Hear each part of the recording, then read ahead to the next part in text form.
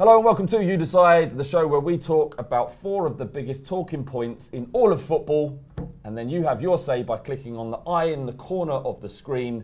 At the end, we see who made a better argument. Me, not James this week, Sam. Upgrade. Yeah, so if you enjoy this show and you think it's better without James, hit like and hit subscribe if you never want him to come back again. So first subject we're talking about is Payet. Should West Ham fans be angry if he left in January? Dimitri Payet could have left West Ham in the summer, but he didn't. He had a wicked Euro 2016, fantastic Premier League season last year, and he stayed. And West Ham were on the up. You know, finished 7th last year, got the Olympic Stadium. What's happening to West Ham this year? They're closer to the relegation zone than they are to a European spot. Payet would have every right to leave because he's been let down by West Ham. They're now a club in turmoil, as I said, close to the relegation zone. He had expectations. He's a player of real quality, and players of real quality want to win things. And he stayed at the club, but they've let him down this year. So if he does leave in January, the fans can't be angry with him because he didn't leave in the summer. All right, more or less 40 seconds.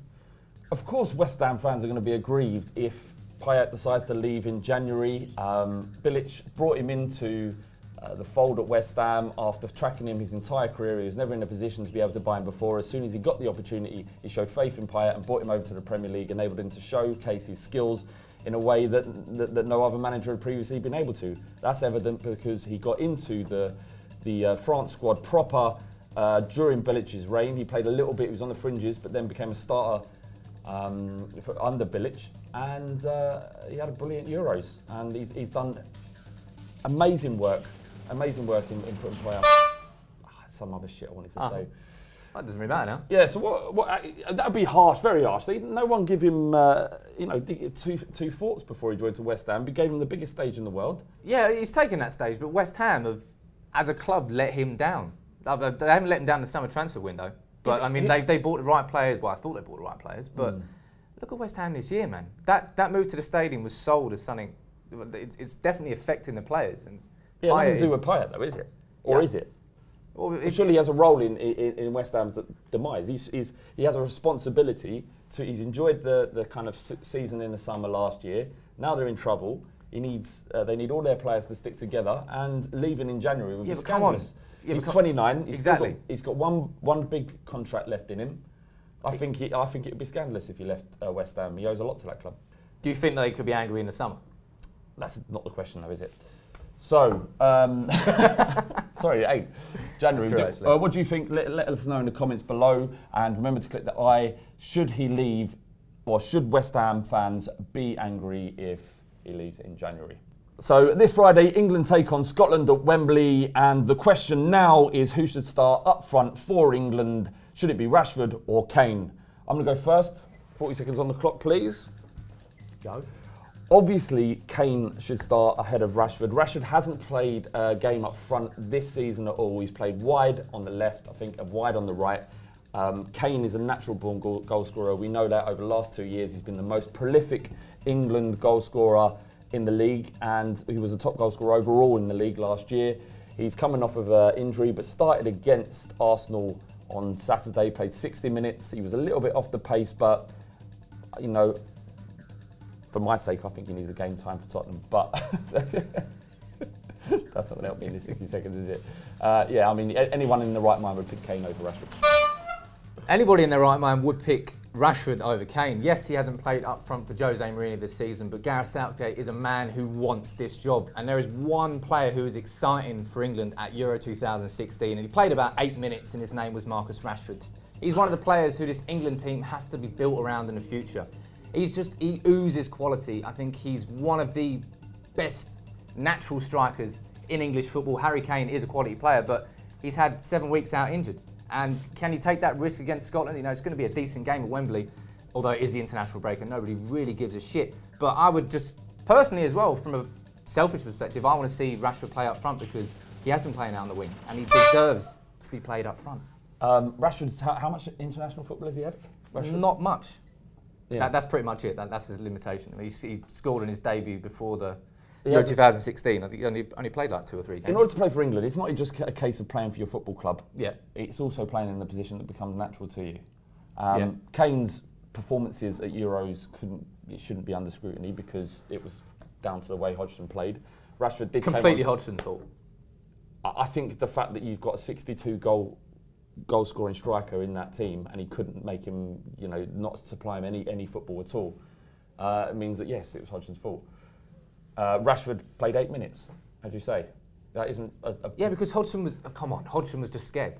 Hodgson was scared to use him, and I think Mourinho's not been scared to use him, but he's just been playing other players up front. I think right now you look at Jamie Vardy's not going to play there. Obviously Rooney, Sturridge out of form. Kane hasn't played in like 2 months, and he looked rusty against Arsenal. He did score, but he looked rusty. Yeah, but a week of training will get him back to match sharp. It's only Scotland, and against Scotland, he doesn't need to be kind of the top of his game. It doesn't matter how rusty he is. His goal scoring. Yeah, but remember prior to Kane getting into the England team, he was banging him in for Spurs, but he faced that same transition. Just because you're doing it for your club doesn't mean you can do it for your country. Rashford's now in that transition, so he hasn't been getting the game time up front for your club. But we saw last year just what a quality talent he is. Do you think the hype's real with Rashford? No, the hype is real, man. Is it? Because I watched him play in the under-21s and he scored a couple of deflected goals and people were going crazy. A couple of deflected goals. Yeah, it was a deflected goal. And it was one. A penalty. And everyone's going like crazy, like he's the next Messiah. He's not. He's done nothing. Oh, come on, the kid scored on his under-18s, 19s, Does that mean he starts for England? Why not? Madness. Why is it madness? We're talking about England and madnesses here. England need to do something outside of the box because we've been in the box. When has it ever? When has it ever been? When has throwing a young player in ever worked for England? One time, pretty much. Right. Mark Owen. Yeah, you got me there. That's it. It never works. Walcott doesn't work. Yeah, no, but some players. Obviously, some players are ready at an earlier stage than others, and Rashford is ready for it, and it's not the case. As you said, from a club perspective, if I wanted to shelter him, I wouldn't get him up there, and I wouldn't say to start. But he is ready for it. I'm telling you, he's ready for it. Okay, I still think Kane. All right, let us know. Click the eye right now. Vote Rashford or Kane, and also let us know your thoughts. Expand on those clicks. Let us know your thoughts in the comments below. Jose Mourinho, was he right to publicly criticise Chris Smalling and Luke Shaw? Sam, your 40 seconds are on the clock. Please go ahead. I'm a Man United fan, and in this instance, Jose Mourinho was 100% correct to criticise the players. I don't really agree with naming them individually, but in terms of Man United's and the situation we're in right now, we've had David Moyes, we've had Louis van Gaal for 2 years, we've had a bad 3-year period since Fergie left, and there are a lot of players at that club that are entitled to be where they are, and a lot who aren't. And those players need to change their attitudes, and maybe that's going to come with a little bit of public criticism because, lo and behold, sometimes as a footballer, you're going to get criticised, and there's too many precious footballers who can't take criticism on the chin. Some of these United players have to, and you saw what happened with Jurgen Klopp and Daniel Sturridge, and that helped Sturridge. Hopefully that's going to help United's players as well. No, Jose Mourinho wasn't right to publicly criticise players. Players are human beings, and in my opinion should be treated as such. Dragging your own players over hot coals because they're medically unfit to play isn't something that I think is conducive to making players play at the top of their abilities. Luke Shaw is coming off the back of a horrendous injury. It's going to take time for him to come back from form. He might have mental scars left over from that such a horrific injury, and I just don't think a more emotionally shaming and witch huntery is something that is going to help Luke Shaw. He needs to be supported. Witch huntery? I made up a word, so what? I'll give you that. No, I do agree on that part in that you can't be... With this sweeping general criticism that applies to all players doesn't make sense. Shaw needs a separate treatment to everyone else because of the year he's had. But I don't understand why a manager can't publicly criticise a player and then be criticised for it. I think he's wrong because what benefit does it have? Tell me when it's worked before. I don't know. I've never been in the changing room. I've never been that player that's been criticised. You see players come back into form or not. You know whether or not the players are playing well after it. Luke Shaw has been through like... No, as I'm saying, Luke Shaw, you shouldn't be doing that with Luke Shaw because of the year he's had. Yeah, but he did. That's the answer. Yeah, I know, but I'm saying in general, it's the right thing for Jose Mourinho to do too. With his United players. I didn't say Jose Mourinho in general. I said... But Luke Shaw told him in the morning as well. Why couldn't he have told him like the night before? It's like telling your Sunday League manager. No, but he played against Fenerbahce and he looked out of form. He did look out of fitness. So he hasn't looked too good since he come back. No, he looked okay right at the start, but he hasn't got back to that. I mean, Louis van Gaal called him fat when he came. So he's had criticism at United basically since he joined from Southampton. He's going through emotionally. And you said in your 40 seconds that some players deserve to be there and some players don't.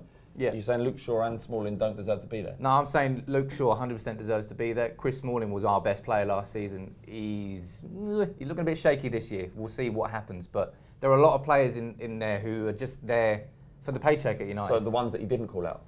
No, but we don't. This is my point. In general, Jose Mourinho is absolutely right to criticise players. Criticising them individually and ignoring gaping mistakes that other players are making, that's when it can become an issue. So you're looking at someone like Rooney, who for years at United has underperformed, getting away from too much criticism. And then, so Henrik Mkhitaryan at Man United at the moment as well is getting the wrong end of the stick with Mourinho. So if you're going to do it to one player, do it to all players. Don't highlight individuals. So Mourinho should, every single player in that squad, he needs to go for every single one. No, through the press, like each one off equally, just so it's fair. All right, Sam. Look, there's got to be some parry here, and you're not giving me any parry. No, look, I think there is. I kind of agree with you actually. The Machiavellian aspect to what Jose Mourinho is doing is that some players, I think, have they're mentally in a position that can take the criticism and they react right in that way. And some instances they don't. So I don't think you should throw everyone on the coals. I just think he probably thinks what will work based on his man management skills, what will work previously with other players, but we'll see. And the final topic is it ever okay for a person, a man, a woman to wear a football jersey over a jumper? 40 seconds on the clock now. No. Well, I was going to say no. That was easy. All right, fine. Let us know what you think. In the eye, is it no or no? Well, actually, no, let us know in the comments below. If you're one of these people over the age of 12 and you wear shirts over a jumper, let us know why you think that's okay. Just so we can ban you. Sorry, that was no one's getting banned. Yeah, you're not. Yeah, sorry. So that's it for You Decide this week. James will be back next week where we discuss more football topics. Let us know what you think of the topics we discussed in the show by leaving comments below. Remember to click all the eyes. Go back and do that. You can still do it now. Remember to subscribe to Ball Street. There's nothing in these mugs.